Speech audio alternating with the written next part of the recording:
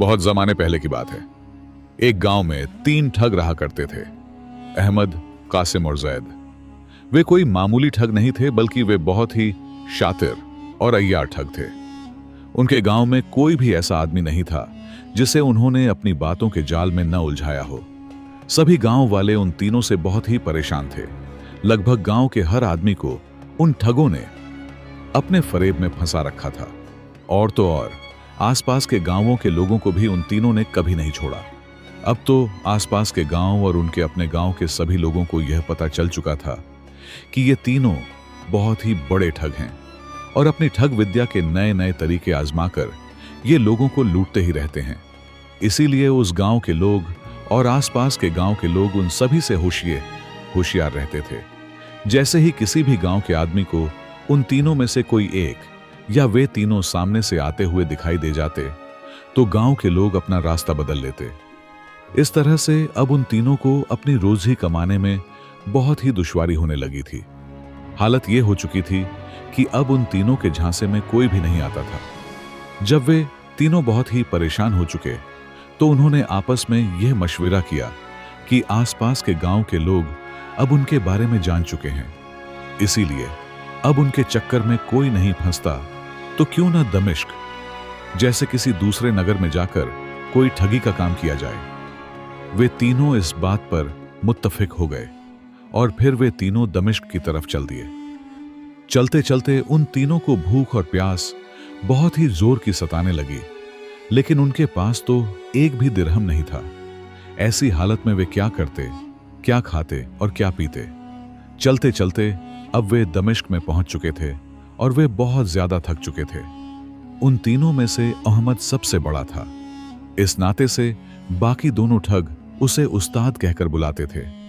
तब अहमद उस्ताद ने अपने दोनों साथियों से कहा, भाइयों, अब कुछ खाया पिया जाए, क्योंकि चलते चलते हम बहुत ही थक चुके हैं और हम सभी को बहुत ही जोर से भूख भी लगी है।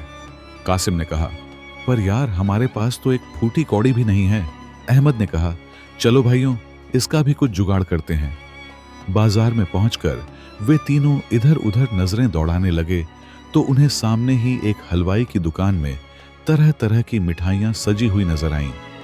बाकलवा, हलवा, जलेबी, लड्डू, न जाने क्या क्या। अब तो इन चीजों को देखकर उनके मुंह में पानी आ गया और उनकी भूख और भी ज्यादा बढ़ चुकी थी। अहमद ने कासिम और जैद से कहा, चलो भाइयों, आज क्यों न सबसे पहले इस हलवाई की दुकान पर ही अपनी दस्तकारी को आजमाया जाए। अहमद की बात सुनकर बाकी दोनों साथी भी बहुत ही खुश हुए और वे चहकते हुए कहने लगे, हाँ उस्ताद जी, आप सही कहते हैं। जैद ने कहा, मेरा 20 साल का तजुर्बा है, पहले पेट पूजा, उसके बाद कोई काम दूजा। कासिम कहने लगा, मैं तो 1 किलो लड्डू खाऊंगा। उसकी बात सुनकर जैद बोला, उस्ताद, मैं तो 1 किलो जलेबी खाऊंगा, गर्मा गर्म बन रही है। इन्हें देखकर ही मेरे मुंह में पानी आ गया है।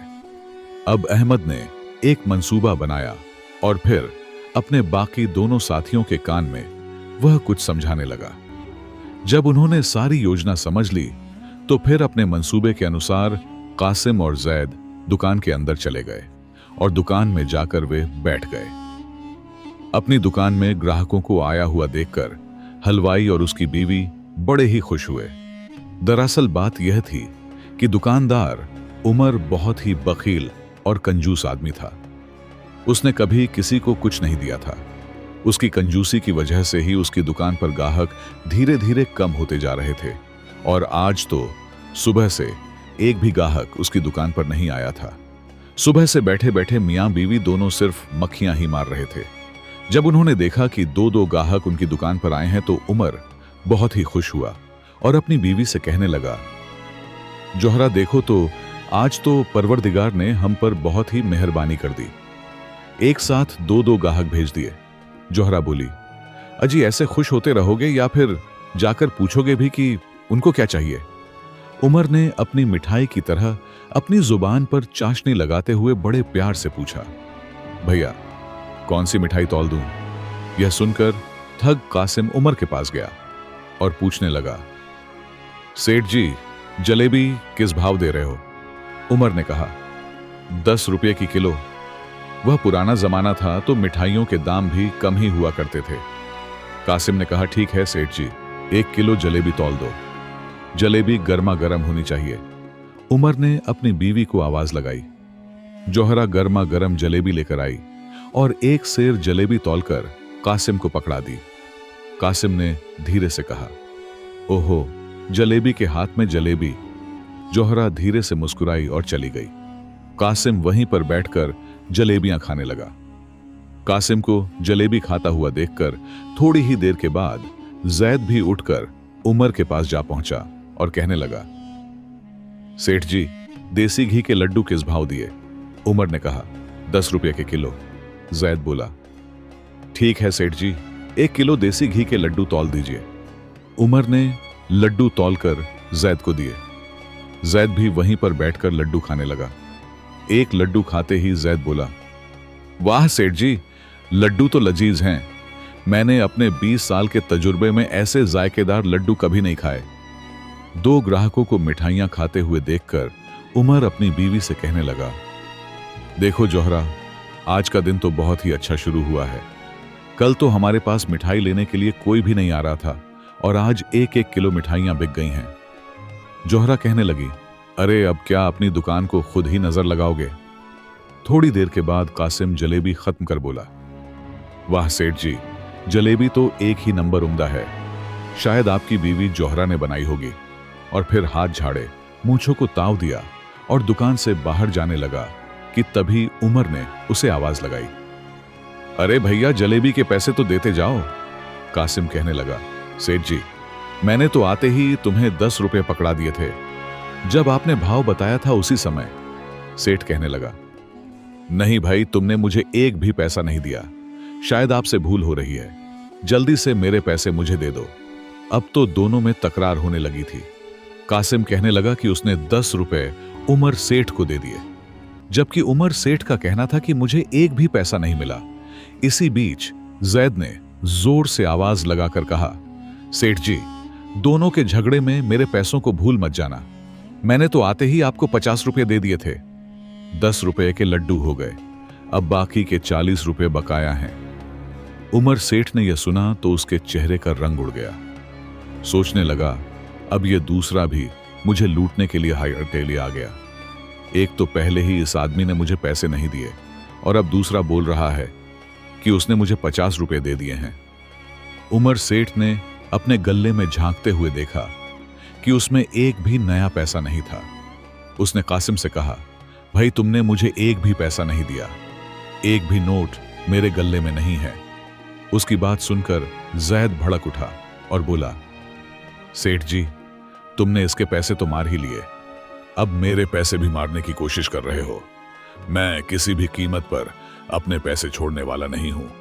अपने बाकी के 40 रुपए मैं तुमसे लेकर ही जाऊंगा। अब तो कासिम और जैद दोनों ही उमर हलवाई से लड़ रहे थे। बाहर खड़ा हुआ उनका साथी अहमद उस्ताद काफी देर से यह सब कुछ देख रहा था। वह दुकान के अंदर गया और जाकर बैठ गया। सेठ उमर ने अहमद को वहीं पर खड़े हुए देखा था और उसे पता था कि यह आदमी शुरू से ही सारा तमाशा देख रहा है। इसलिए उमर ने अहमद से कहा, अरे भाई, तुम तो मेरी दुकान के बाहर खड़े हुए बहुत देर से यह मंजर देख रहे हो। तुमने इन दोनों को आते हुए भी देखा और इन्हें मिठाइयां खाते हुए भी देखा। तुम बताओ कि क्या इन्होंने मुझे कोई पैसे दिए? अहमद बिना संकोच धैर्य से कहने लगा, इन्होंने पैसे कहां दिए? मैंने अपनी आंखों से देखा कि इन दोनों ने मिठाइयां लगवाईं और खाने के लिए बैठ गए। उमर, कासिम और जैद से कहने लगा, देखो भाई, यह आदमी झूठ तो नहीं बोल रहा। यह भी कहता है कि तुमने मुझे पैसे नहीं दिए। कासिम और जैद अब पहले से भी ज्यादा भड़कने लगे और बोले, हैं, इस आदमी से क्या मतलब है? हम तो बस इतना ही जानते हैं कि हमने तो पैसे दे दिए हैं। लड़ाई करते करते वे तीनों दुकान से बाहर आ गए और वहां पर लोगों की भीड़ इकट्ठी हो गई। तब किसी ने यह खबर दमिश्क के कोतवाल को दे दी। कोतवाल ने अपने सिपाहियों को भेजा कि उन 3 झगड़ा करने वालों को कोतवाली में पकड़कर लाया जाए। कोतवाल के सिपाही आए और तीनों को पकड़कर कोतवाल के पास ले गए। अब वे दोनों तो कह रहे थे कि हमने पैसे दे दिए हैं। जैद के तो 40 रुपए अभी और भी बाकी थे, जबकि उमर सेठ का कहना था कि इन दोनों ने मुझे कोई भी पैसा नहीं दिया। मैंने अपने गल्ले में भी देख लिया, उसमें वही पैसे थे जो उसमें पहले से रखे हुए थे। ये दोनों झूठ बोल रहे हैं। सारी बातें सुनने के बाद कोतवाल कहने लगा, उमर, क्या तुम्हारे पास कोई गवाह है जो इस बात को बता सके कि इन दोनों ने तुम्हें पैसे दिए हैं या नहीं? उमर सेठ को याद आया कि उस समय दुकान के बाहर एक आदमी खड़ा था जो थोड़ी देर के बाद उसकी दुकान के अंदर आकर बैठ गया था और उसने सब कुछ देखा था। उसने यह बात भी स्वीकारी थी कि इन दोनों में से किसी ने भी कोई पैसा नहीं दिया। यह ख्याल आते ही उमर का चेहरा चमक उठा। उसने कोतवाल से कहा, कोतवाल जी, उस समय मेरी दुकान के सामने एक और ग्राहक खड़ा था जो थोड़ी देर के बाद मेरी दुकान के अंदर आ गया था। उसने सब कुछ देखा था और उसने इन दोनों के सामने यह बात भी कही थी। ये दोनों झूठ बोल रहे हैं, कोतवाल ने कहा। तो ठीक है उमर, आज शाम तक उस गवाह को कोतवाली में पेश करो। अब तो उमर हलवाई उल्टे पांव दौड़ता हुआ अपनी दुकान में जा पहुंचा। देखा तो अहमद अभी भी दुकान के आगे एक पेड़ के नीचे बैठा हुआ था।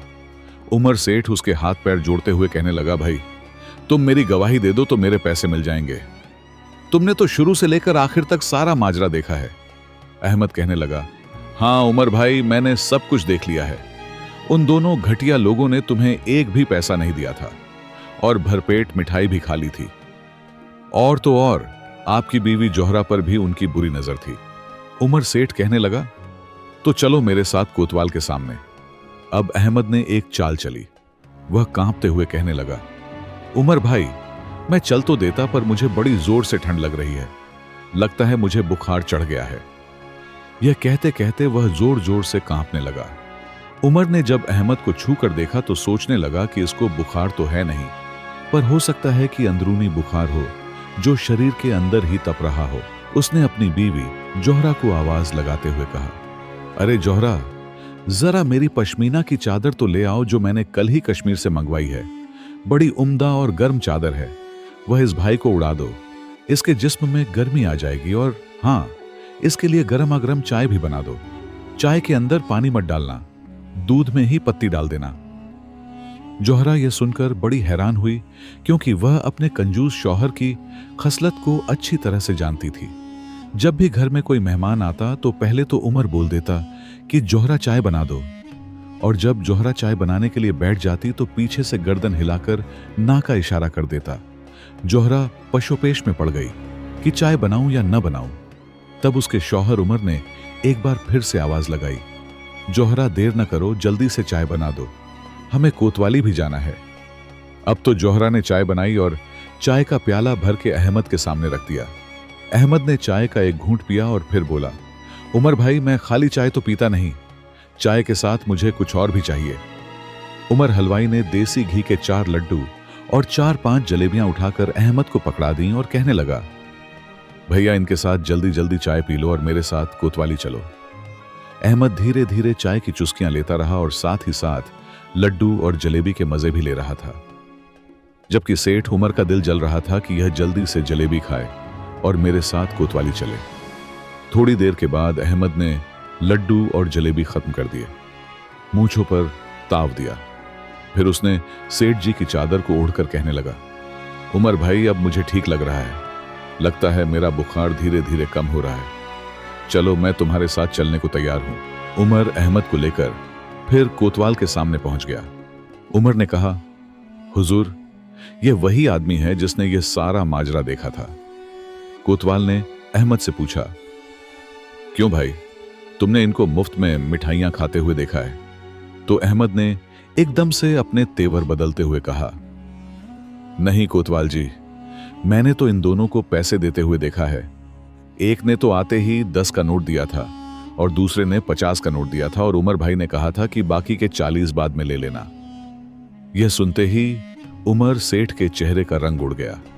उसने अहमद से कहा, अरे भाई, तुम ये क्या बोल रहे हो? तुमने तो मेरी तरफ से गवाही देनी थी। अहमद ने कहा, जब तुमने मुझे मारने पीटने की धमकी दी तो मैं और क्या कहता। और फिर वह कोतवाल से कहने लगा, देखो हुजूर, इसने मुझे बहुत ही डराया, धमकाया, इसलिए मैं गवाही देने को तैयार हो गया था, पर आपके सामने मुझे किसी का कोई खौफ नहीं है। यह सुनते ही सेठ उमर के पैरों के नीचे से जैसे जमीन ही खिसकने लगी। वह समझ गया कि ये तीनों मिले हुए हैं और तीनों ठग हैं। उसने अहमद से हाथ जोड़ते हुए कहा, भैया क्यों झूठ बोलते हो? मैंने तुम्हें चाय, लड्डू और जलेबी भी खिलाई है, उनके वास्ते तो कम से कम तुम सच बोल दो। अहमद तपाक से कहने लगा, हुजूर, इसने अपने मुंह से कबूल कर लिया कि इसने मुझे जलेबी, लड्डू और चाय पिलाई है। हाँ, इसने मुझे चाय पिलाई, लड्डू खिलाए, क्योंकि जब इसने मुझे डराया, धमकाया, तो मैं डर के मारे कांपने लगा था, और तब मुझे बहाल करने के लिए इसने चाय और लड्डू और जलेबी मुझे खिलाई। यह सुनकर तो कोतवाल को बड़ा ही गुस्सा आया और वह उमर सेठ के ऊपर चिल्लाते हुए कहने लगा, उमर, ये तुम क्या बोले जा रहे हो? इन शरीफ लोगों पर इल्जाम लगा रहे हो कि इन्होंने पैसे नहीं दिए, और दूसरा तुमने इस भले इंसान को डराया, धमकाया। इतना सुनकर अहमद बोला, हुजूर, इस उमर का कोई भरोसा नहीं है, बन्नी है। यह तो यह भी कह सकता है कि मैंने जो चादर ओढ़ रखी है वह इसी ने मुझे दी है। उमर चिल्लाकर कहने लगा, हाँ हाँ हाँ हुजूर, ये चादर मेरी है और मैंने इसे तब दी थी जब इसे ठंड लग रही थी। अहमद अब कोतवाल की तरफ देखते हुए तपाक से बोला, देखा हुजूर, जो मैंने कहा था वह सच हो गया। यह तो एक नंबर का मक्काजर है, मिठाई देकर लोगों से दोगुनी कीमत वसूल करता है। अब तो कोतवाल का गुस्सा 7वें आसमान पर पहुंच गया। वह उमर सेठ को फटकारते हुए कहने लगा, उमर, चुपचाप इन्हें 40 रुपए वापस दे दो, नहीं तो तुम्हें अभी के अभी उठाकर कैदखाने में डाल दूंगा। उमर भी अब यह अच्छी तरह से समझ चुका था कि वह ठगों के जाल में फंस चुका है और उसने 40 रुपए निकाले और जैद को दे दिए, और फिर बिना किसी खता के वह माफी मांगकर मुंह लटकाकर अपनी दुकान की तरफ चल दिया। तीनों ठग भी खुश होकर कोतवाली से बाहर आ गए और उमर सेठ को पीछे से धीरे से कहने लगे, क्यों उमर भाई, कैसी रही हमारी चालाकी? मिठाई भी खा ली और पैसे भी नहीं दिए, और तुमसे तुम्हारी कीमती चादर भी ले ली। लेकिन ठगों को यह मालूम नहीं था कि जब वे लोग उमर को चिढ़ा रहे हैं, उसी समय कोतवाल का एक सिपाही उनके पीछे से यह सब कुछ सुन रहा है। इसके बाद तीनों ठग और उमर अपने अपने रास्ते चले गए। सिपाही ने यह बात कोतवाल को बता दी। अब कोतवाल को इस बात का एहसास हो गया कि उसने एक गलत फैसला किया है और ये तीनों शातिर ठग हैं, लेकिन उसके पास कोई पुख्ता सबूत नहीं था। इसीलिए उसने ठगों से कुछ नहीं कहा और उन्हें जाने दिया। इसके बाद तो तीनों ठगों के हौसले और भी बढ़ चुके थे।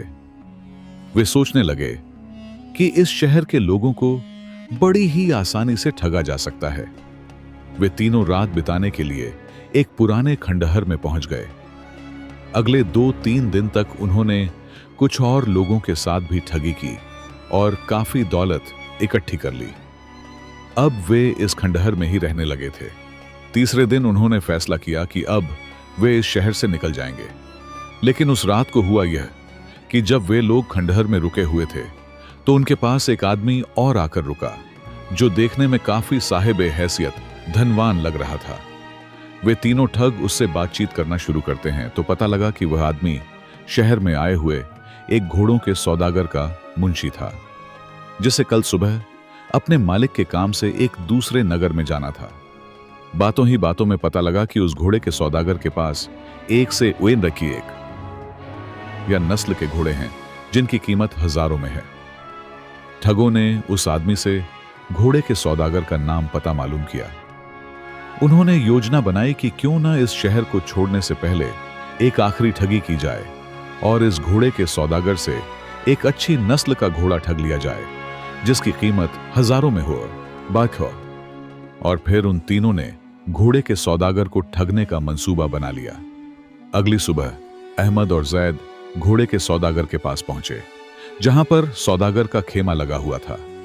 अहमद सौदागर के पास पहुंचा और कहने लगा, मुझे एक बहुत ही आला नस्ल का घोड़ा चाहिए, कीमत चाहे जो भी हो मैं देने को तैयार हूं।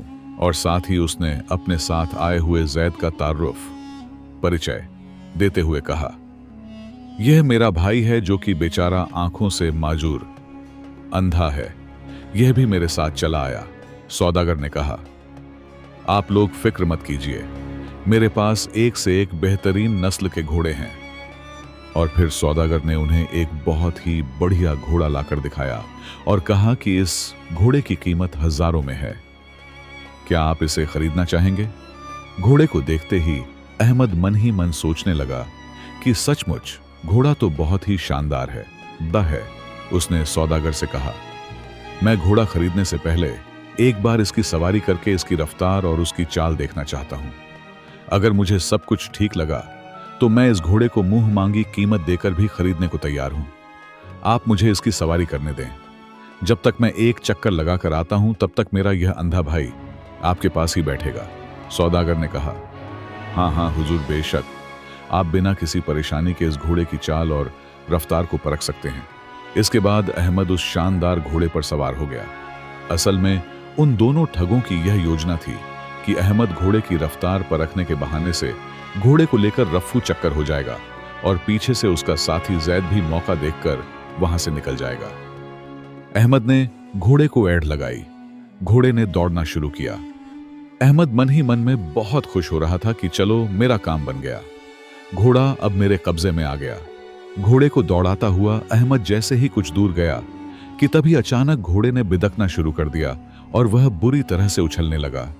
वह तो अहमद के काबू से बाहर हो गया था। उसने अहमद को जमीन पर पटक दिया। बेचारा अहमद बुरी तरह से जख्मी हो चुका था।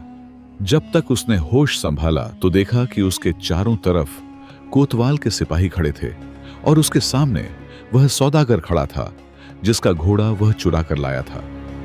सौदागर ने मुस्कुराते हुए अहमद से कहा, क्यों अहमद उस्ताद, आज तो तेरी ठगी तुझ पर भारी पड़ गई ना? तुझे क्या लगता है तू मुझसे बच जाएगा? उस दिन तू बच गया था पर आज नहीं बचेगा। अहमद को कुछ समझ नहीं आ रहा था कि सौदागर किस दिन बचने की बात कर रहा है। सौदागर ने कहा, मैं कोई घोड़ों का सौदागर नहीं बल्कि मैं दमिश्क का कोतवाल हूं और यह सारा स्वांग मैंने ही रचाया था। उस दिन जब तुम उमर हलवाई को ठग कर खुशी खुशी वापस लौट रहे थे तब मुझे तुम तीनों पर शक हो गया था, लेकिन मेरे पास तुम्हारे खिलाफ कोई सबूत नहीं था और मैं तुम्हें रंगे हाथों पकड़ना चाहता था। इसलिए मैंने अपने कुछ जासूस तुम्हारे पीछे लगा दिए जो कि तुम्हारी हर हरकत पर नजर रख रहे थे। वह आदमी जो तुम्हें खंडहर में मिला था और जिसने तुम्हें मेरे घोड़ों के बारे में बताया था वह भी मेरा ही आदमी था। और जिस घोड़े को चुराकर तुम भाग रहे थे यह कोई मामूली घोड़ा नहीं है बल्कि यह मेरा अपना घोड़ा है और इसको मैंने इस तरह से तरबियत प्रशिक्षित दी है कि यह मेरी पीठ पर मेरे अलावा किसी और को बैठने ही नहीं देता और जो ऐसा करता है उसका वही अंजाम होता है जो तुम्हारा हुआ। और तुम्हारा वह दूसरा साथी जो कि अंधे होने का नाटक कर रहा था उसे भी मेरे सिपाहियों ने गिरफ्तार कर लिया है। अब जल्दी से अपने तीसरे साथी के बारे में बताओ वरना मेरे सिपाही तुम्हें कोड़े मार मार कर तुम्हारी खाल उधेड़ देंगे। मरता क्या न करता बेचारा अहमद अब अपने ही जाल में फंस चुका था। कोड़े पड़ने के डर से उसने तुरंत अपने तीसरे साथी का पता बता दिया जो कि वहीं से कुछ दूरी पर उन दोनों का इंतजार कर रहा था। कोतवाल के सिपाहियों ने तीसरे ठग को भी गिरफ्तार कर लिया। इस तरह से वे तीनों ठग जो आज तक कई लोगों को लूट चुके थे अब कानून के शिकंजे में आ चुके थे और उन्हें कई सालों तक कालकोठरी में रहने की सजा सुना दी गई। उन तीनों ठगों के पकड़े जाने पर लोगों ने अब राहत की सांस ली और उन तीनों से बरामद किया गया माल उन सभी लोगों को वापस लौटा दिया गया जिनसे उन ठगों ने दगाबाजी की थी।